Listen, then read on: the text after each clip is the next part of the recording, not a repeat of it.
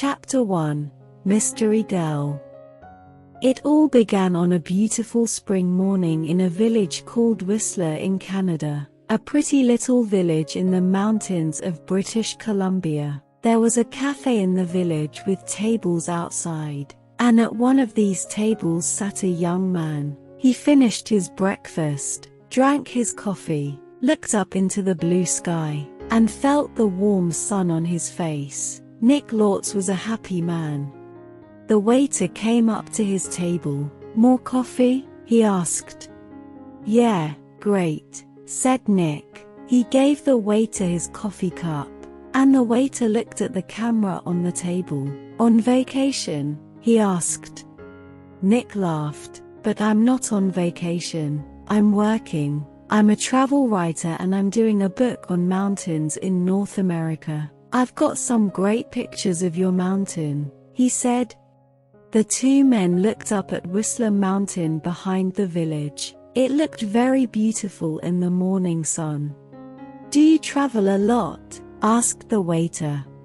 "All the time," Nick said. "I write books and I write for travel magazines. I write about everything. Different countries, towns, villages, rivers, mountains, people." The waiter looked over Nick's head. "There is a girl across the street," he said. "Do you know her?" Nick turned his head and looked. "No, I don't," he said. "Well, she knows you. I think she's watching you very carefully," the waiter said with a smile. He then went away back into the cafe. Nick looked at the girl across the street. She was about 25 years old and was very pretty. "She is watching me," Nick thought. Then the girl turned and looked in one of the shop windows. After a second or two, she looked back at Nick again. Nick watched her. "She looks worried," he thought. "What's she doing? Is she waiting for somebody?" Suddenly, the girl smiled. Then she walked across the street, came up to Nick's table and sat down. She put her bag down on the table, which was half open. "Hi, I'm Jen," she said. "Do you remember me? We met at a party in Toronto." "Hi, Jen," said Nick, smiling. "I'm Nick, but we didn't meet at a party in Toronto. I don't go to parties very often, and never in Toronto." "Oh," the girl said, but she didn't get up or move away. "Have some coffee," said Nick. The story about the party in Toronto wasn't true, but it was a beautiful morning and she was a pretty girl. Maybe it was a party in Montreal or New York. The girl laughed. "Okay, maybe it was," she said. "And yes, I'd love some coffee." When she had her coffee, Nick asked, "What are you doing in Whistler? Or do you live here?" "Oh no," she said. "I'm just traveling through." "And what are you doing here?" "I'm a travel writer," Nick said. "And I'm writing a book about famous mountains." "That's interesting," she said, but her face was worried, not interested, and she looked across the road again. A man with very short white hair walked across the road. He was about 60 years old, tall, and thin. The girl watched him. "Are you waiting for someone?" asked Nick. "No," she said quickly. Then she asked, "Where are you going next?" "To Vancouver for 3 or 4 days," he said. "When are you going?" she asked. "Later this morning," he said. There was a letter in the top of the girl's half-open bag. Nick could see some of the writing, and he read it because he saw the word Vancouver. "And we can meet at the Empress Hotel, Victoria, Vancouver Island, on Friday afternoon." So she's going to Vancouver too, he thought. Suddenly the girl said, "Do you like movies?" "Yes, I love movies," he said. "Why?" "I know a man who loves movies and going to the cinema," she said slowly. "People call him Mr. Hollywood." She smiled at Nick. "Can I call you Mr. Hollywood too?" Nick laughed. "Okay," he said. "And what can I call you?" She smiled again. "Call me Mystery Girl," she said. "That's a good name for you," said Nick. Just then, the man with white hair came into the cafe. He did not look at Nick or the girl, but he sat at a table near them. He asked the waiter for some breakfast. Then he began to read a magazine. The girl looked. The man then quickly looked away again. "Do you know him?" Nick asked her. "No," she said. She finished her coffee quickly and got up.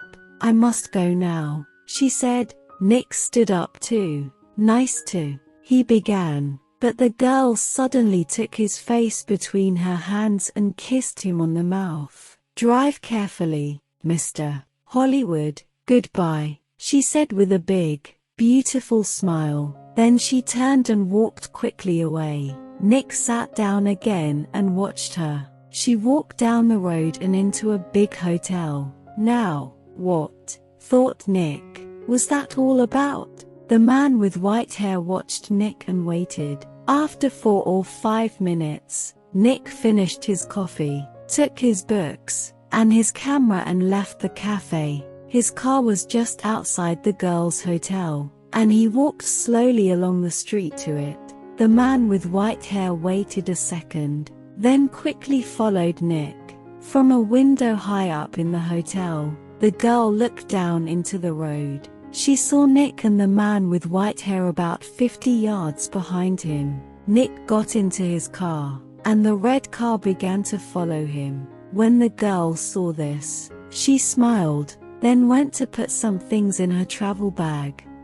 Chapter 2. That evening, in his hotel room in Vancouver, Nick could not stop thinking about the girl in the Whistler Cafe. Why did she come and sit with him? She didn't know him, and that story about a party in Toronto wasn't true, and she was worried about something. But what? And that kiss, it was nice, of course, but why did she do it? Maybe she liked my face, Nick thought, or my brown eyes, but I'm not going to see her again, so it doesn't matter. Forget it. He put some money in his pocket and went downstairs to the hotel restaurant, but there were no free tables, so he walked down to Gastown and found a restaurant there. After dinner, he went for a walk. Vancouver was a friendly city, and Nick liked walking through Gastown and Chinatown, looking in the shops and watching the people. It was nearly dark now, and it was a busy time of the evening. There were a lot of cars and a lot of people. After a time, Nick began to walk back to his hotel. He came to a busy street and waited with a small crowd of people to cross. A tall woman in a blue dress stood next to him. She turned and smiled at him. "It's the first warm evening of spring," she said. "It's nice to be out after the long cold winter." "Yeah," said Nick. "It's great. It's..." The man who was engaged in being hanged was apparently about 35 years of age. He was a civilian, if one might judge from his habit, which was that of a planter. His features were good: a straight nose, firm mouth, broad forehead, from which his long, dark hair was combed straight back, falling behind his ears to the collar of his well-fitting frock coat. He wore a mustache and pointed beard, but no whiskers. His eyes were large and dark gray, and had a kindly expression which one would hardly have expected in one whose neck was in the hemp. Evidently this was no vulgar assassin. The liberal military code makes provision for hanging many kinds of persons, and gentlemen are not excluded.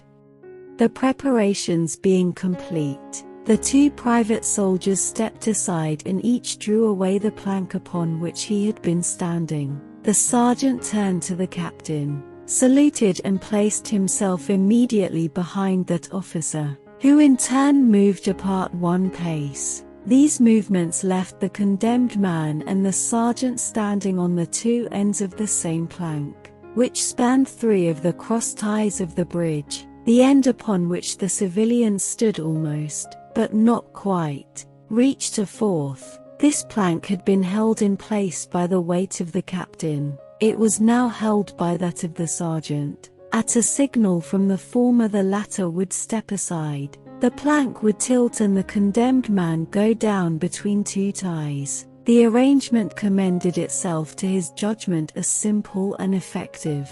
His face had not been covered nor his eyes bandaged. He looked a moment at his unsteadfast footing, then let his gaze wander to the swirling water of the stream racing madly beneath his feet. A piece of dancing driftwood caught his attention and his eyes followed it down the current. How slowly it appeared to move!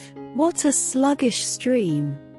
He closed his eyes in order to fix his last thoughts upon his wife and children. The water, touched to gold by the early sun, the brooding mists under the banks at some distance down the stream, the fort, the soldiers, the piece of drift, all had distracted him, and now he became conscious of a new disturbance. Striking through the thought of his dear ones was a sound which he could neither ignore nor understand. A sharp, distinct, metallic percussion like the stroke of a blacksmith's hammer upon the anvil. It had the same ringing quality. He wondered what it was, and whether immeasurably distant or nearby. It seemed both. Its recurrence was regular, but as slow as the tolling of a death knell. He awaited each stroke with impatience, and he knew not why apprehension. The intervals of silence grew progressively longer. The delays became maddening.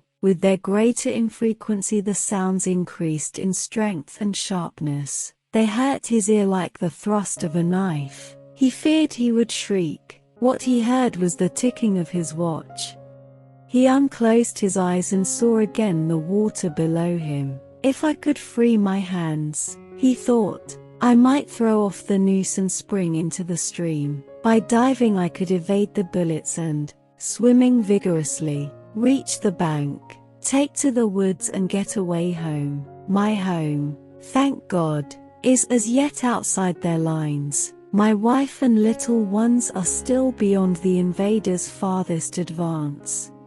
As these thoughts, which have here to be set down in words, were flashed into the doomed man's brain rather than evolved from it, the captain nodded to the sergeant. The sergeant stepped aside. An occurrence at Owl Creek Bridge, farm hospitality. Peyton Farquhar was a well-to-do planter, of an old and highly respected Alabama family. Being a slave owner and like other slave owners a politician, he was naturally an original secessionist and ardently devoted to the Southern cause. Circumstances of an imperious nature, which it is unnecessary to relate here, had prevented him from taking service with the gallant army that had fought the disastrous campaigns ending with the fall of Corinth, and he chafed under the inglorious restraint, longing for the release of his energies, the larger life of the soldier, the opportunity for distinction. That opportunity, he felt, would come, as it comes to all in wartime. Meanwhile he did what he could. No service was too humble for him to perform in aid of the South. No adventure too perilous for him to undertake if consistent with the character of a civilian who was at heart a soldier, and who in good faith and without too much qualification assented to at least a part of the frankly villainous dictum that all is fair in love and war. One evening while Farquhar and his wife were sitting on a rustic bench near the entrance to his grounds, a grey-clad soldier rode up to the gate and asked for a drink of water. Mrs. Farquhar was only too happy to serve him with her own white hands. While she was fetching the water, her husband approached the dusty horseman and inquired eagerly for news from the front. "The Yanks are repairing the railroads," said the man, "and are getting ready for another advance. They have reached the Owl Creek Bridge, put it in order and built a stockade on the north bank. The commandant has issued an order, which is posted everywhere, declaring that any civilian caught interfering with the railroad, its bridges, tunnels or trains will be summarily hanged. I saw the order." How far is it to the Owl Creek Bridge? Farquhar asked. About 30 miles. Is there no force on this side the creek? Only a picket post half a mile out, on the railroad, and a single sentinel at this end of the bridge. Suppose a man, a civilian and student of hanging, should elude the picket post and perhaps get the better of the sentinel, said Farquhar, smiling. What could he accomplish? The soldier reflected. I was there a month ago, he replied. I observed that the flood of last winter had lodged a great quantity of driftwood against the wooden pier at this end of the bridge. It is now dry and would burn like tow. The lady had now brought the water, which the soldier drank. He thanked her ceremoniously, bowed to her husband and rode away. An hour later, after nightfall, he repassed the plantation, going northward in the direction from which he had come. He was a Federal scout. As Peyton Farquhar fell straight downward through the bridge, he lost consciousness and was as one already dead. From this state he was awakened ages later, it seemed to him, by the pain of a sharp pressure upon his throat, followed by a sense of suffocation. Keen, poignant agonies seemed to shoot from his neck downward through every fiber of his body and limbs. These pains appeared to flash along well-defined lines of ramification and to beat with an inconceivably rapid periodicity. They seemed like streams of pulsating fire heating him to an intolerable temperature. As to his head, he was conscious of nothing but a feeling of fullness, of congestion. These sensations were unaccompanied by thought. The intellectual part of his nature was already effaced. He had power only to feel, and feeling was torment. He was conscious of motion,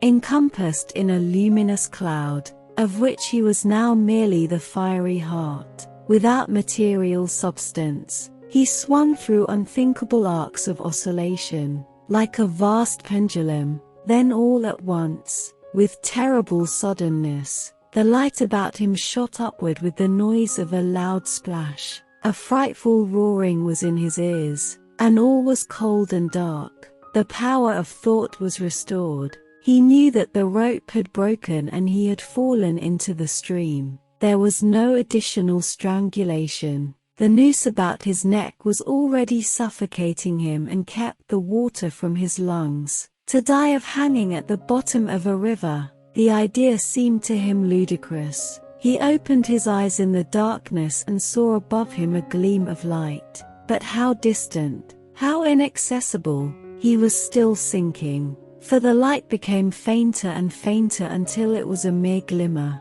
Then it began to grow and brighten, and he knew that he was rising toward the surface, knew it with reluctance, for he was now very comfortable. To be hanged and drowned, he thought, that is not so bad. But I do not wish to be shot. No, I will not be shot. That is not fair. He was not conscious of an effort, but a sharp pain in his wrist apprised him that he was trying to free his hands. He gave the struggle his attention, as an idler might observe the feat of a juggler, without interest in the outcome. What splendid effort! What magnificent, what superhuman strength! Ah! That was a fine endeavor. Bravo! The cord fell away. His arms parted and floated upward, the hands dimly seen on each side in the growing light. He watched them with a new interest as first one and then the other pounced upon the noose at his neck. They tore it away and thrust it fiercely aside, its undulations resembling those of a water snake. Put it back! Put it back! He thought he shouted these words to his hands, for the undoing of the noose had been succeeded by the direst pang that he had yet experienced. His neck ached horribly, his brain was on fire, his heart, which had been fluttering faintly, gave a great leap, trying to force itself out at his mouth. His whole body was racked and wrenched with an insupportable anguish. But his disobedient hands gave no heed to the command. They beat the water vigorously with quick, downward strokes, forcing him to the surface. He felt his head emerge. His eyes were blinded by the sunlight. His chest expanded convulsively, and with a supreme and crowning agony his lungs engulfed a great draught of air, which instantly he expelled in a shriek. He was now in full possession of his physical senses. They were, indeed, preternaturally keen and alert. Something in the awful disturbance of his organic system had so exalted and refined them that they made record of things never before perceived. He felt the ripples upon his face and heard their separate sounds as they struck. He looked at the forest on the bank of the stream, saw the individual trees, the leaves and the veining of each leaf, saw the very insects upon them, the locusts, the brilliant-bodied flies, the grey spiders stretching their webs from twig to twig. He noted the prismatic colors in all the dewdrops upon a million blades of grass, the humming of the gnats that danced above the eddies of the stream, the beating of the dragonfly's wings, the strokes of the water spider's legs, like oars which had lifted their boat. All these made audible music. A fish slid along beneath his eyes and he heard the rush of its body parting the water. He had come to the surface facing down the stream. In a moment the visible world seemed to wheel slowly round, himself the pivotal point, and he saw the bridge, the fort, the soldiers upon the bridge, the captain, the sergeant, the two privates, his executioners. They were in silhouette against the blue sky. They shouted and gesticulated, pointing at him. The captain had drawn his pistol, but did not fire. The others were unarmed. Their movements were grotesque and horrible, their forms gigantic. Suddenly he heard a sharp report and something struck the water smartly within a few inches of his head, spattering his face with spray. He heard a second report, and saw one of the sentinels with his rifle at his shoulder, a light cloud of blue smoke rising from the muzzle. The man in the water saw the eye of the man on the bridge gazing into his own through the sights of the rifle. He observed that it was a grey eye and remembered having read that grey eyes were keenest, and that all famous marksmen had them. Nevertheless, this one had missed.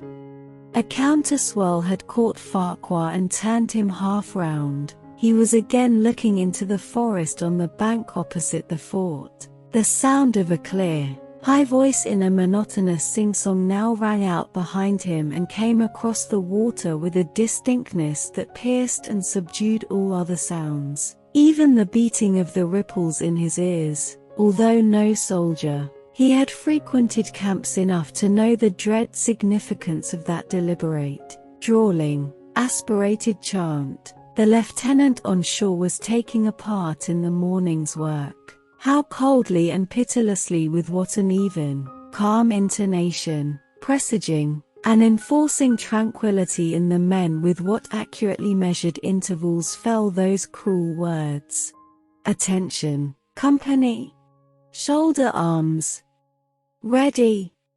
Aim! Fire!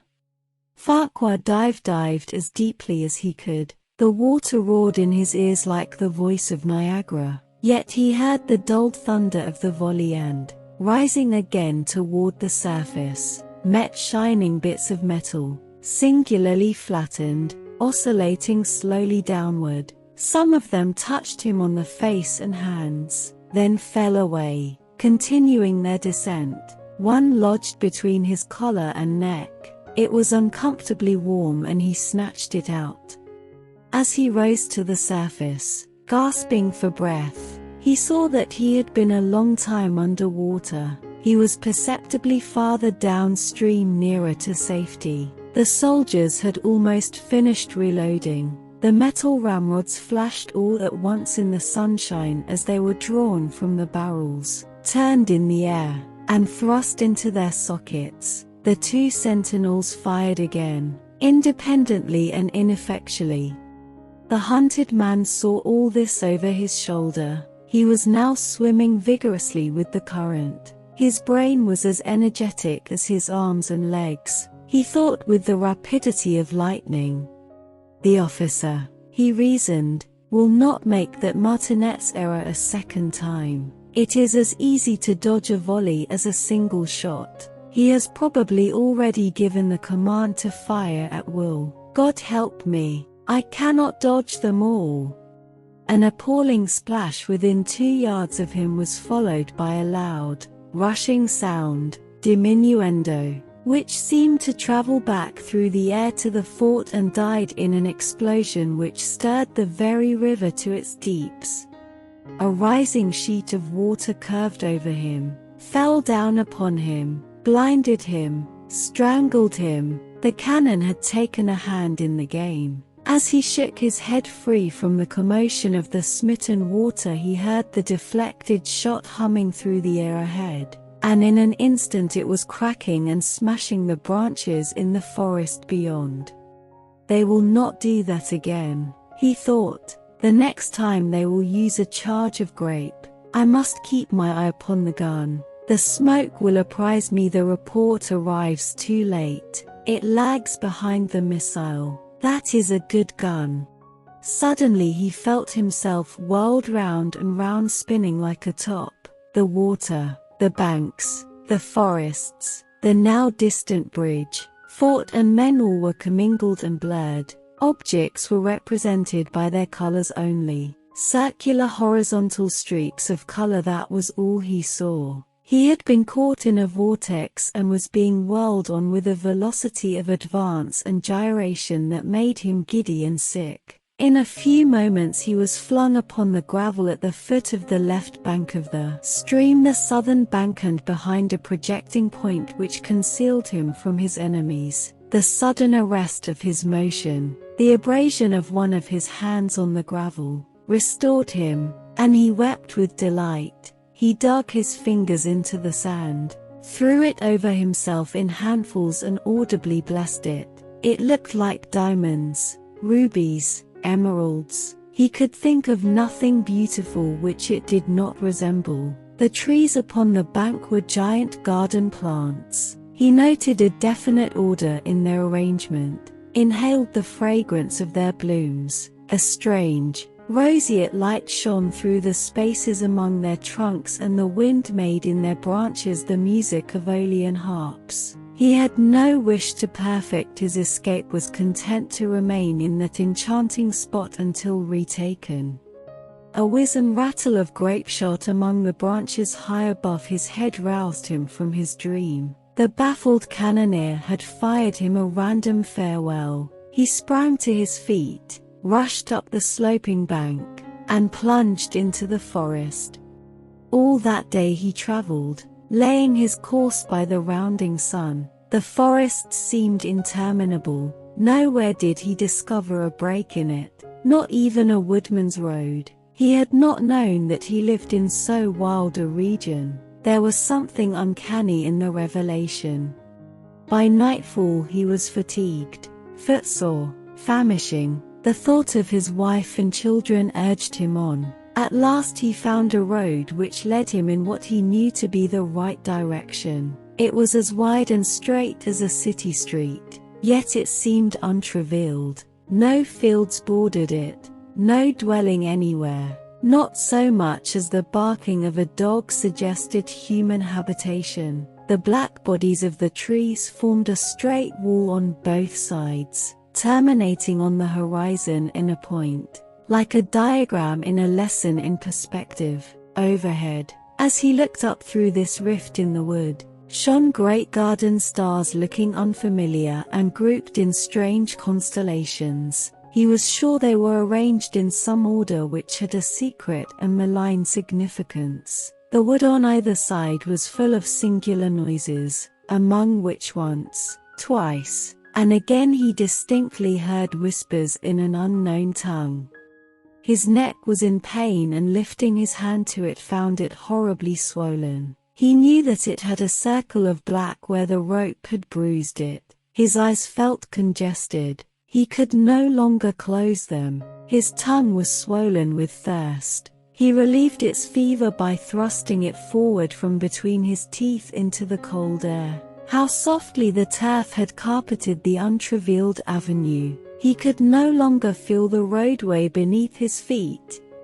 Doubtless, despite his suffering, he had fallen asleep while walking, for now he sees another scene. Perhaps he has merely recovered from a delirium. He stands at the gate of his own home. All is as he left it, and all bright and beautiful in the morning sunshine. He must have traveled the entire night. As he pushes open the gate and passes up the wide white walk, he sees a flutter of female garments. His wife, looking fresh and cool and sweet, steps down from the veranda to meet him. At the bottom of the steps she stands waiting, with a smile of ineffable joy, an attitude of matchless grace and dignity. Ah, how beautiful she is! He springs forward with extended arms. As he is about to clasp her, he feels a stunning blow upon the back of the neck. A blinding white light blazes all about him with a sound like the shock of a cannon. Then all is darkness and silence. Peyton Farquhar was dead. His body, with a broken neck, swung gently from side to side beneath the timbers of the Owl Creek Bridge. Suddenly, there was a hand in his back and the hand pushed Nick into the road. Nick fell on his face in front of a big green car. People screamed, but the green car stopped only inches from Nick's head. The woman in the blue dress ran into the road and pulled Nick to his feet. "Are you okay? What happened?" she said. The driver of the green car shouted angrily at Nick, but Nick did not hear him. "Somebody pushed me," he said to the woman. "I didn't fall. Somebody pushed me." "Pushed? You said," the woman replied. "I didn't see anybody." Nick looked at the faces of the people near him, but he didn't know them. Then he saw a man's back. The man was tall and thin, and had very short white hair. He walked quickly away down the street and did not look back. "Hey!" Nick shouted. "Wait!" But the man did not stop and he was soon lost in the crowds. "Did he push you?" the woman in the blue dress asked. I don't know," Nick said. "Do you know him?" "I don't know his name," Nick replied, "but I know that short white hair. Now, where did I see it before?" The woman began to move away. "I must get home," she said. "Are you okay?" "Yeah, I'm okay," Nick said. "Thanks for your help." "That's okay," the woman smiled. "Be careful." Back in his hotel, Nick sat on his bed and thought it was an accident. "Nobody pushed me," he said. "It was an accident. Nobody wants to kill me. And there are hundreds of men in Vancouver with white hair." It was 1 o'clock in the morning, but Nick couldn't sleep. He listened to the cars in the road and looked at the night sky through his hotel room window. Then he sat at the table and tried to write some more of his book about mountains, but he couldn't think about his work. He got back into bed and saw 4 or 5 magazines in the hotel room. They were not very interesting, but Nick sat in bed and opened one and saw a photo of the mystery girl. He looked at the picture very carefully and saw that it was her, Jan, the girl from the Whistler Cafe.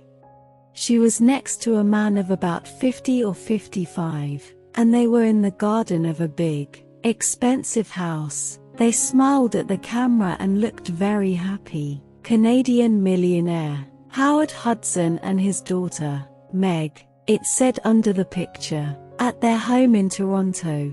Meg Hudson, not Jan, not mystery girl, Meg Hudson, the daughter of a millionaire. Nick read it again.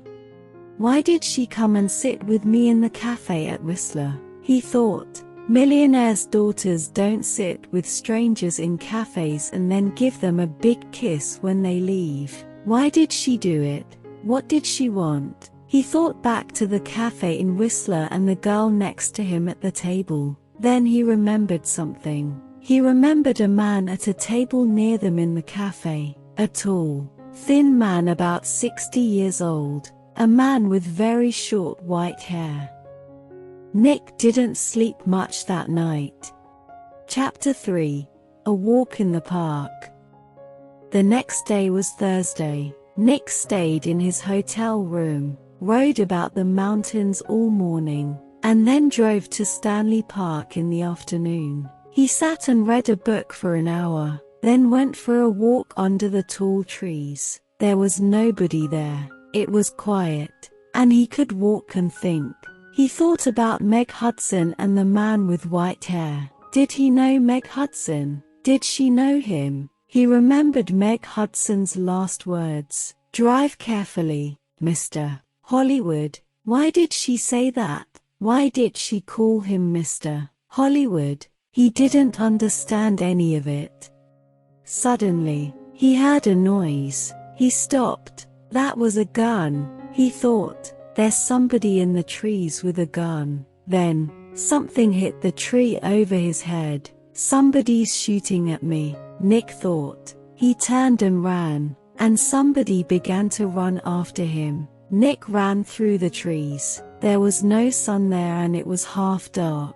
And there were no people, nobody to help him. I must get to my car, Nick thought. Find some people, the police. He ran on. He could still hear the gunman behind him, so he ran faster. After 3 or 4 minutes, he stopped and listened. Nothing. It was all quiet. Nick was afraid. What's happening? He thought. Why is somebody shooting at me? First, a hand pushed me in front of a car, and now somebody's shooting at me. He waited another second or two, then walked quickly back to his car. He was very careful. He looked and listened all the time, but nobody came out of the trees, and nobody shot at him. Then he saw people, women with young children, some boys with a football, 2 men with a dog. He began to feel better. Nobody can shoot me now,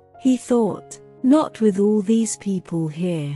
10 minutes later, he was back at his car. There was a letter on the window. Nick read it. It said, "I'm going to kill you, Mr. Hollywood." Nick drove to the nearest police station. He waited for half an hour. Then a tired young policeman took him into a small room. Nick told his story, and the policeman wrote it all down. "So what are you going to do?" asked Nick. "Nothing," said the policeman. "Nothing," said Nick. "But somebody shot at me," the policeman said tiredly. "How many people are there in this town with guns?" "I don't know," said Nick. "But you didn't see the gunman. Was it a man, a boy, a woman, color of eyes, long hair, short hair?" "You don't know because you didn't see anybody. Maybe it was an old girlfriend. Maybe somebody doesn't like your travel books, Mr. Lortz." "But what about the man with white hair and Whistler?" Nick said. "The girl Meg Hudson called me, Mr.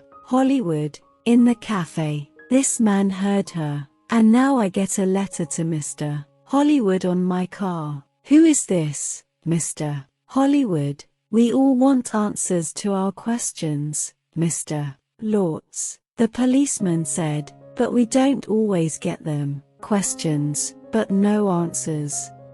Nick walked out of the police station and drove to his hotel. He was angry and afraid. How did the man with white hair find me in Vancouver? He thought. Did he follow me from Whistler? Is he following me now? Maybe he's staying at my hotel too, in the next room, with his gun. Chapter 4: The Man with White Hair. Nick stopped his car in front of the hotel. He looked carefully before he got out, but there was nobody with white hair near the hotel. He half ran through the hotel doors and went to the desk inside. "I'm looking for a man with very short white hair," he said to the woman behind the desk. "He's staying here. I think he's about 60 years old and he's tall and thin." The woman did not look very interested. There are a lot of visitors in the hotel, she said. Do you know his name? No, I don't, Nick said. He's a friend of a friend. You see, he arrived in Vancouver yesterday and I must find him. It's very important. Please help me. The woman looked at him. There are 350 rooms in this hotel, she said, and maybe 30 or 40 men with white hair. How can I remember all their names? She turned away to answer a telephone call. Nick walked away from the desk for a drink. He thought, I need a drink. He went into the hotel bar, got a drink and sat down at a table. So what do I do now? He thought. And then he remembered something. A letter in the girl's half-open bag in the Whistler Cafe, and they could meet at the Empress Hotel Victoria, Vancouver Island, on Friday afternoon. And tomorrow was Friday. I'm going to Victoria on Vancouver Island, he thought. Nick had dinner in the hotel that evening. He finished eating and got up from his table and saw the man with white hair. Nick moved quickly. The man was at the hotel desk and Nick could see the white head above the other heads near the desk. Excuse me, said Nick. He pushed past the people in the hotel restaurant. A small boy ran in front of him and Nick ran into him. The boy and Nick fell down on the floor. The boy began to cry. Hey, said a woman behind Nick. I'm very sorry, said Nick. He got up and helped the boy to his feet. Are you okay? He asked. Be more careful next time, said the woman. Nick moved away quickly, but when he looked back at the hotel desk, he couldn't see the man with white hair. He pushed through the crowd of people. That man, he shouted at the woman behind the desk. That man with short white hair. Where did he go? The woman looked at Nick. Mr. Vickers, she said. I don't know. Vickers, is that his name? Said Nick. What's his room number? I'm sorry, said the woman. I can't tell you that, but I need to, began Nick. The woman turned away to answer the telephone. After a second or two, Nick went upstairs to his room. Vickers, he thought. Does Meg Hudson know Mr. Vickers? I need some answers and I need them quickly. Chapter 5. Vancouver Island.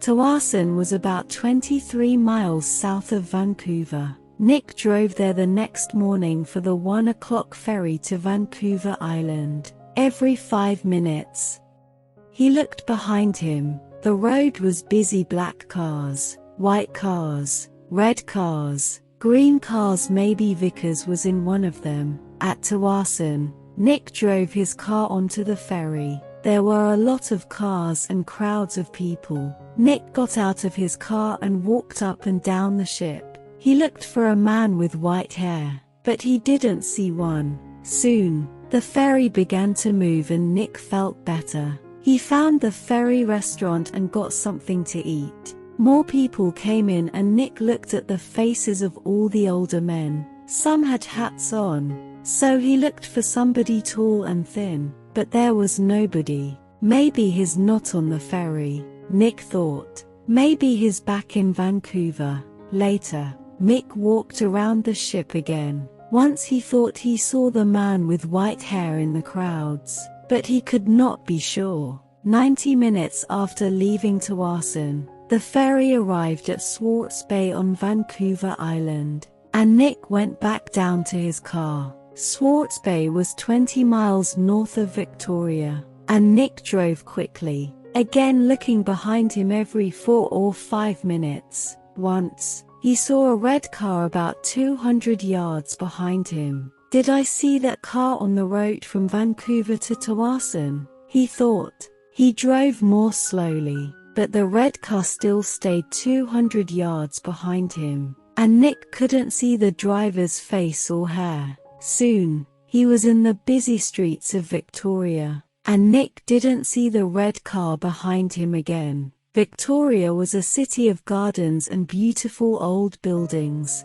Nick liked Victoria very much, but today he wasn't interested in gardens or buildings. He found the Empress Hotel, went inside, and walked across to the desk. "Can I help you?" a young man asked. "I'm meeting a friend here this afternoon," said Nick. "Miss Hudson," said the young man. "Wait a minute." He went away and came back. "Sorry, but there's no Miss Hudson staying here," he said. Nick took something from his pocket. It was the photograph of Meg and her father from the magazine. "This is her," he said. The young man looked at the picture. "Oh, right. You mean Howard Hudson's daughter," he said. "She's not staying here, but I saw her 10 or 15 minutes ago. She was with somebody, a man. He asked me about the tea room." "The tea room," said Nick. "Where's that?" The man with short white hair was tired. He couldn't sleep and he couldn't eat. He thought about only one thing. All the time he drove and he watched and he waited and he followed. When he drove into Victoria, the streets were busy and suddenly he lost the blue car in front of him. Angrily, he drove around the city past all the big hotels. "I must find him," he said. "I must do it today." Then he saw the Empress Hotel, and in the street outside it, a blue car. He drove past the hotel, left his car, and ran back down the street. He went across the road and walked past the downstairs windows. There was a big room with tables and chairs and a lot of people. He looked carefully at all the faces there. "She is," he said. Suddenly, there were two men with the girl. He couldn't see their faces, only the backs of their heads, but one of the men was in a green shirt. "Mr. Hollywood," the man said, and smiled. "Goodbye, Mr. Hollywood." People in the street turned to look at him, but the man did not see them. He walked up to the doors of the hotel and put a hand into his pocket. Inside, the gun was cold and hard. Chapter 6: A Tea Party. Nick looked through the doors of the tea room in the Empress Hotel. Meg Hudson sat at a table with a man. The man was about 30, or maybe a year or two younger. He was tall and brown from the sun. He wore a white shirt, white trousers, and white shoes. He said something to Meg, and she laughed. She looked very happy. A waiter came up to Nick. "Can I get you some tea?" he asked. "No thanks," said Nick. "I'm with the two people over there." And he walked across to Meg's table. "Hello, mystery girl," said Nick. "Remember me? We met at Whistler. Your name was Jan then, but maybe today it's Meg Hudson." Meg Hudson looked up at him. "Oh," she said, and her face went red. "Who is this?" Meg asked the man. "This is Nick," said Meg. "He's a writer." "Nick, this is Craig Winters, sometimes called Mr. Hollywood." "Maybe," said Nick. "But how did you know that?" asked Craig Winters. "I guessed," said Nick, "and I think I'm beginning to understand." "Can I ask you a question, Mr.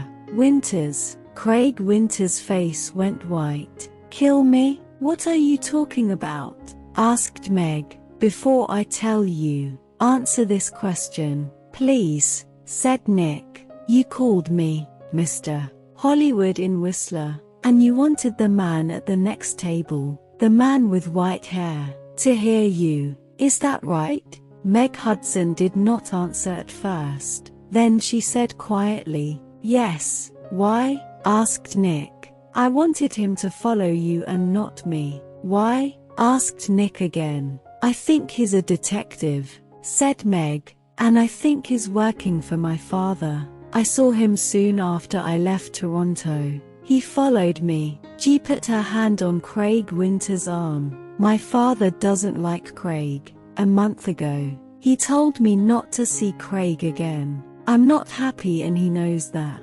I think he guessed that I'm meeting Craig and now he wants to find Craig and stop him." "Seeing me stop him," said Nick. "Or kill him?" No, Meg Hudson said. Daddy doesn't. The man with white hair pushed me in front of a car in Vancouver, Nick told her. And he shot at me in Stanley Park. What? Said Meg. Tell me about this man with white hair, Winter said suddenly. Nick looked at him. He's about 60 and he's tall and thin. Do you know his name? Last Winters, said Nick.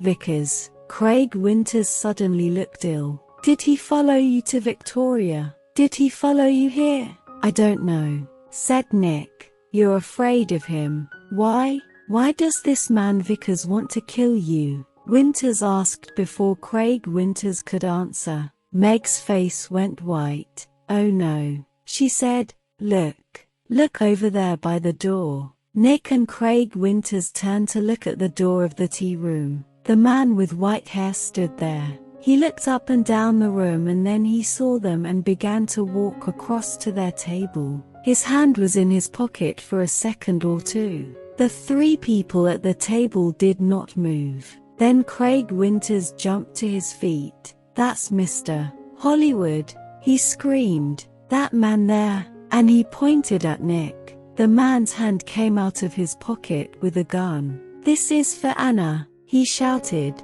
Nick moved very fast. The tea table went over and Nick was down on the floor in a second. The shot went over his head and Meg screamed. At the same time, Craig Winters shouted out and put a hand on his arm. There was blood on his white shirt. Then more people began to scream and two waiters pulled the man with white hair down onto the floor. Get the police, somebody shouted. Chapter 7. At the police station. It was 7:30 p.m. Nick and Meg were in a room at the police station. The man called Vickers was in a different room with 3 detectives and there was a doctor with him too. Craig Winters was at the hospital. The door opened and a detective came in with 2 cups of coffee. He put them down on the table and turned to go out again. Detective Edmonds, Meg said. Did the hospital call? Is Craig going to be all right?